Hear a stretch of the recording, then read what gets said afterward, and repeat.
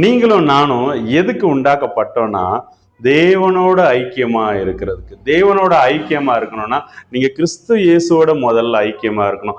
அவருடைய கட்டளைகளை கைப்பற்றணும். அவருடைய சாயல்ல நாம மாறணும். அவருடைய அடிச்சுவடுகளை நம்ம பின்பற்றுறவங்களா இருக்கணும்.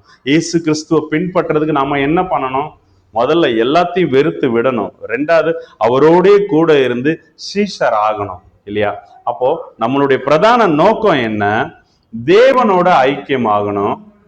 அந்த பிதாவாகிய தேவனோட ஐக்கியமா இருக்கிறதுக்கு நீங்க முதல்ல கிறிஸ்து இயேசுவோட ஐக்கியமா இருக்கணும். அப்போ நீங்க அவருடைய காரியத்தை, அவர் என்னெல்லாம் சொல்லி இருக்காரு, எதன்படிலாம் நீங்க இன்னும் நடக்கலையோ அதன்படி நடக்கிறதுக்கு முதலாவதா ட்ரை பண்ணுங்க. பரிசுத்த ஆவியானவர் உங்களுக்கு உதவி செய்வாரு. இதுக்கு ஒரு சின்ன டிப்ஸ் சொல்லட்டுமா? நீங்க கிறிஸ்துவ இயேசுவோட ஐக்கியமா இருக்கணும்னா முதல்ல நீங்க காண்கிறவைகள்ல கரெக்டா இருக்கணும். நீங்க சின்ன பிராயத்துல அப்பா அம்மாவோட ஐக்கியமா இருக்கணும். அவங்க கூட ஐக்கியமா இல்லைன்னா காணாத தேவனிடத்துல எப்படி ஐக்கியமா இருப்பீங்க?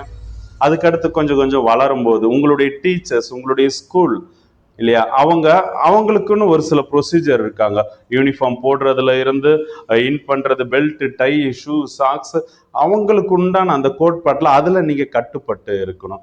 அதுக்கு கீழ்ப்படியணும். அப்புறமா சபை, நீங்க போற சர்ச்சஸ், அதுல இருக்கிற பாஸ்டர்ஸ் சொல்றது, சர்ச்சு குறிப்பிட்ட நேரம் இருக்கு, அந்த ஒழுங்குலாம் இருக்கு இல்லையா? அப்போ நீங்க அதுக்கு கீழ்ப்படிஞ்சவங்களா எல்லாத்துலயும் நீங்க உங்களை சேர்த்துக்கணும் இல்லையா?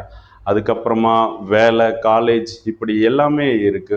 ரோட் ரூல்ஸ், இது எல்லாம் இருக்கு. இதுல நீங்க முதல்ல நீங்க இதை ஃபோக்கஸ் பண்ணுங்க. இதுல எதுல நீங்க சரியா கீழ்ப்படியாம, ரூல்ஸை நீங்க மதிக்காம, நீங்க கட்டுப்படாம, அப்பா அம்மாவுக்கு இல்ல கல்யாணம் ஆனவங்கன்னா உங்க புருஷனுக்கு கீழ்ப்படுகிறீங்களா? புருஷனா இருந்தீங்கன்னா நீங்க உங்க மனைவின் இடத்துல கிறிஸ்து சபைக்கு போஷிச்சது போல போஷிக்கிறீங்களா? கிறிஸ்து சபையை நேசிக்கிற மாதிரி அன்பு கூறுறீங்களா பாருங்க இல்லையா? அப்போ நீங்க காண்கிறவையில ஃபர்ஸ்ட் நீங்க அதை உங்களுக்கு ப்ராக்டிஸ் பண்ணி நடக்க ஆரம்பிங்க. இதுல நீங்க கரெக்டா நடக்கலைன்னா தேவனோட காணாத தேவனிடத்துல ஐக்கியமா இருக்கவே முடியாது. ஐக்கியமா இருக்கிறதுக்கு ஒன்னஸ் முக்கியம், ரொம்ப முக்கியம். அந்த ஒருமனப்பாடுன்னு ஆவி சொல்லுவாங்க இல்லையா? அந்த ஒன்னஸ் வேணும் இல்லையா? அப்ப நீங்க பார்க்குற இந்த உலகத்துல, நீங்க வாழ்ற இந்த உலகத்துல எதோடையும் நீங்க ஐக்கியப்படலைன்னா உங்களால காணாத தேவனுடைய வார்த்தைக்கு கீழ்ப்படைஞ்சு பரிசுத்த ஆவியானவரோட ஐக்கியப்பட முடியாது. நீங்க பரிசுத்த ஆவியானவரோட ஐக்கியப்படலைன்னா, அவர் உணர்த்துதல் உங்களுக்கு தெரியல, அவர் பேசுற காரியம் உங்களுக்கு புரியலன்னா நீங்க அதுல நடக்கவே முடியாது. அதுல நடக்காம நீங்க பரிசுத்த ஆவியானவருடைய ஐக்கியமா இருக்க முடியாது. அவரோட ஐக்கியமா இருக்கலன்னா கிறிஸ்து இயேசுனுடைய சிந்தை எப்படி உங்களுக்கு வரும்? கிறிஸ்து இயேசுவோட எப்படி ஐக்கியப்படுவீங்க? கிறிஸ்து இயேசுவோட ஐக்கியப்படலைன்னா நீங்க பிதாவை நினைச்சே பார்க்க முடியாது. பரலோக ராஜ்யம் கிடையாது. அப்போ நீங்க இப்படி பிராக்டிஸ் பண்ணுங்க. அதே மாதிரி நீங்க இதை ரொம்ப உலகத்தை ரொம்ப பிடிச்சிக்க கூடாது. உங்களுடைய டெஸ்டினேஷன் பிதாவினுடைய வலது பாரிசத்துல இருக்கிற அந்த மேலானவைகளை நாடணும், அதுக்குண்டானது தேடணும்.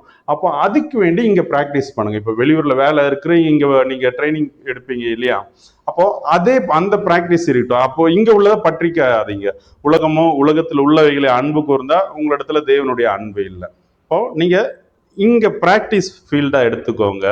நீங்க அங்க வேலை செய்யறதுக்கு, அங்க சமாதானமா என்றென்றைக்கும் தேவனோட கூட இருந்து ஆளுகை செய்யறதுக்கு இல்லையா?